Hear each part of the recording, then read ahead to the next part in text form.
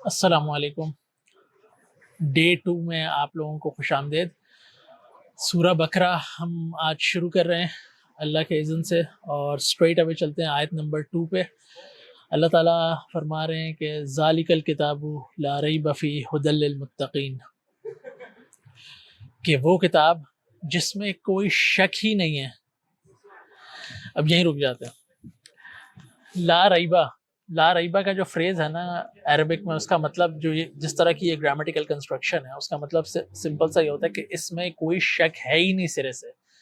لا ریبہ، لا کے بعد جب اسم نصب کی حالت میں آ جائے تو یہ ایبسلیوٹ نیگیشن بن جاتی ہے۔ جس طرح ہم کلمہ نہیں پڑھتے کہ لا الہ الا اللہ محمد رسول اللہ، لا الہ الا اللہ، there is absolutely no one worthy of worship الا اللہ except اللہ، مطلب اللہ کوئی ہے ہی نہیں عبادت کے لائق سوائے اللہ کے۔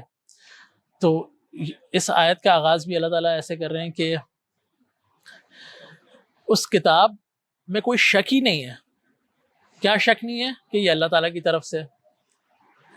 اگر آپ دیکھیں، غور کر کے دیکھیں، ہم جس دور میں رہتے ہیں، ہر چیز کو کہیں نہ کہیں ڈاؤٹ میں ڈال دیا جاتا ہے، ہر چیز کو کنٹروورشل کر دیا جاتا ہے، ہر چیز کو مبہم کر دیا جاتا ہے، ہر چیز پہ سوال اٹھائے جاتے ہیں۔ لیکن اللہ تعالیٰ کہہ رہے ہیں کہ اس کتاب میں کوئی شک ہی نہیں ہے کہ یہ اللہ کی طرف سے ہے۔ یعنی جب ہم قرآن اپروچ کریں تو اس سکون اور اطمینان کے ساتھ کریں۔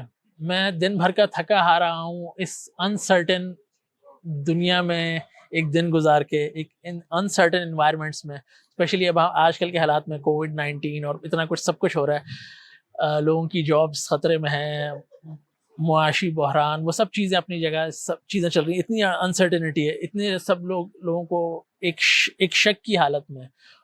اور ریب کا انٹرسٹنگلی جو ورڈ ہے، اس کا مطلب یہ ہوتا ہے کہ ایک ایسا شک جو آپ کو بے چین کر دے، جو آپ کو تنگ کرے، جو شاید آپ بے چین ہو کے اٹھ جائیں، آپ کے اندر سٹریس یا انگزائٹی کریٹ کرے۔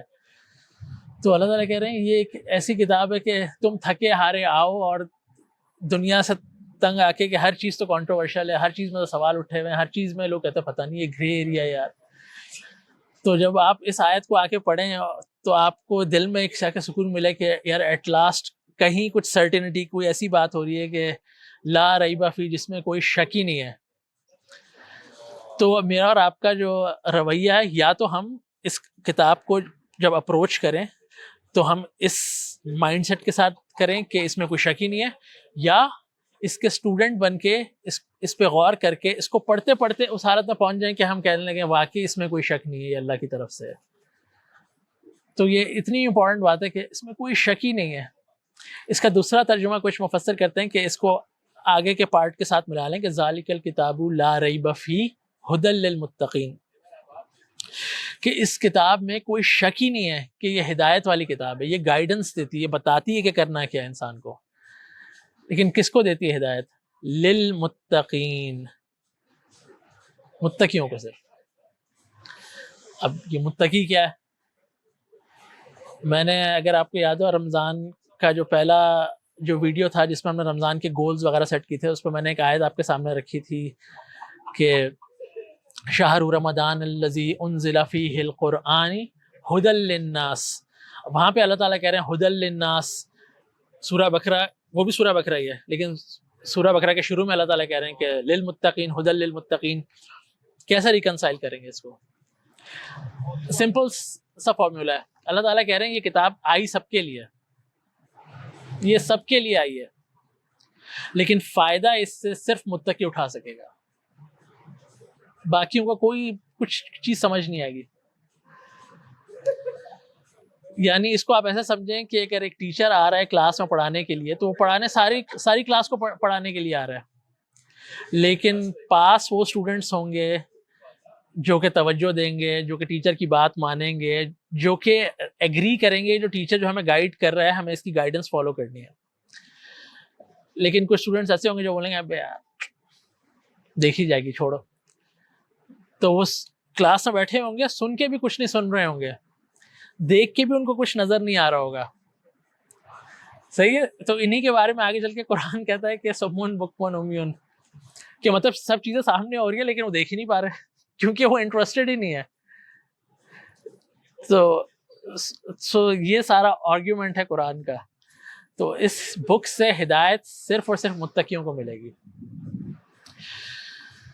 کہیں ایسا نہ ہو کہ ہم ان لوگوں میں رہ جائیں کہ جن کے سامنے قرآن پڑھا گیا، جن کے سامنے قرآن پڑھایا گیا، جن کے سامنے قرآن کی بات کی، لیکن سورہ ملک میں اللہ تعالیٰ بتا رہے ہیں کہ کچھ لوگ جو ہے نا جہنم کے گڑھے کے پاس کھڑے ہوئے ہوں گے، اور وہ فوج کی مطلب گروپس میں آ رہے ہوں گے، اور وہاں پہ جو فرشتہ ہوگا جہنم کے گڑھے پہ، وہ ان سے پوچھے گا کہ الم یاتکم نذیر، کہ تم لوگوں کے پاس کوئی وارننگ نہیں آئی تھی، کوئی وارنر نہیں آیا تھا؟